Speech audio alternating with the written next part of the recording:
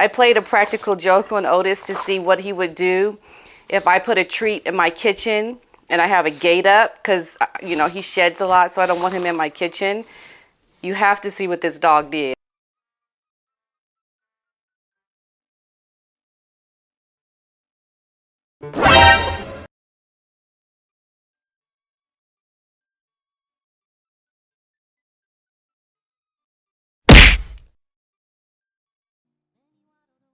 I thought I'd come back and the treat would still be there. And also, one of my students made this rubber band. He's licking the Otis. Come on. The kids are so cute. Like, I had a student make this for me. And I just think it's so nice and considerate when kids, they want to give their teacher a gift. I'm teaching an acting class and had a little kid give me this. I thought it was really cute. Okay, so let's get into what I'm talking about today. If Mr. Otis would sit down and stop trying to hog my camera time.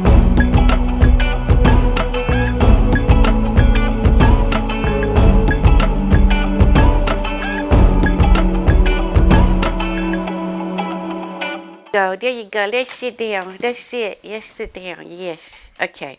So I'm looking at this story with Constance Martin and her family. She is this aristocratic lady who was duped by this guy, Mark Gordon. But it's very similar to what we see with Harry and how he has also been duped by a worldly person, let's say. Because when you're an aristocratic person, you grow up a little differently from the rest of us people in the world. And you have access to more resources. You are definitely afforded the best of the best. And sometimes people that live within these confines, they wonder what it's like to be someone that is not an aristocrat and who has, these different ways of looking at the world from the outside. You're somewhat in a shielded cage when you're born into this aristocracy. And just like this girl, Constance Martin, who was duped by this man who, in the end, ended up getting her into a lot of trouble. The same thing is happening with Harry. He is being duped. He is going to find his life spiral out of control. This is a man that has very bad mental issues, and it's not going to end well for him. Most recently, they've been snubbed by Elton John. They had an Oscar after party. Were they invited, Harry and Meghan? No, they were not. They weren't invited to the Oprah birthday party. They weren't invited to the Obamas. This is going to fare horribly for Harry, thinking that his life would be much better once he was able to, get on the outside of this palace life and be able to see his world in a way that he thought it would be like.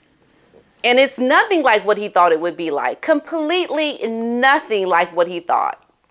And when the reality sets in, we got to pay our bills. We got to shoot. Well, how are we going to make this money this month? Okay. Once the money really starts running out, the stress of having to meet your obligations like us and the rest of the world is going to hit him hard in the face. And the reality is going to be, well, shoot, it's not so great living on the outside of these walls.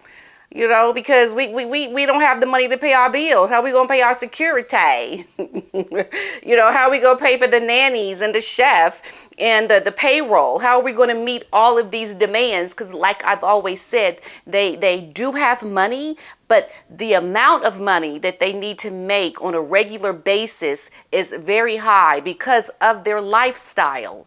They're trying to live like the Joneses, the people that have the careers, the people that have millions coming in on a regular basis. They don't have this. They have these one-shot wonders of income that is going to eventually run out. Now, the only residual income that Meghan would maybe have is from her time on Suits and some of the other acting gigs that she has had. But that's not enough to sustain the life that they are currently trying to live. They need to make a lot of money on a consistent basis. This is spiraling. The relationships with friends and family are not going well. Most recent reports are also saying that it looks like Meghan is not going to be attending the coronation. She is going to allow Harry to go on his own. And I think that is good. It's like, stay your butt in Montecito, but your husband is going to be going without you because it's going to be a distraction. It's going to be too much on them as a couple rather than Harry just being there in the background supporting his father, the king. Harry essentially has thrown it away as if there is something better out there for him. Now, we're all trying to make money to have a life like Harry. Well, he's trying to throw it away to come live like us regular folk. Okay, he's trying to do it on his own. And he's finding that's going to be very difficult. Very difficult. And the one thing that is helping him make money, which is his title, but that's the one thing that's helping him make money. So he's not going to really throw that away, right? He's not really trying to live like everybody else because he's still trying to hold on pieces of the monarchy that essentially gives him the ability to earn a living. So it's on a false facade what he's trying to do. He's trying to make it look like, okay, I want to detach from the royals, but yeah, okay, keep me a little bit connected to this family because I still need to get a little bit of something from you. I'm gonna still try to look like I'm living on the outside of royal life, but I still need to keep my connection somewhat to these people that have been able to help me fuel my income. That's fake. That's not real. If you want to live a life away from royalty, then you just leave it all. Leave the titles, leave anything that has to do with you being able to make money attached to your royal life. He wants to do it with one foot in and one foot out. It's not real. Now, according to royal author and critic Maureen Callahan, she says that Prince Harry has done so much damage in his relationship with his family members and with his reputation that there simply is no turning back at this point. It is over. It is done. Now, if he decides to go back to royal life without his wife, there just might be a little bit of an end to go this way. But essentially, it's done. It's over for him. He has burned so many bridges.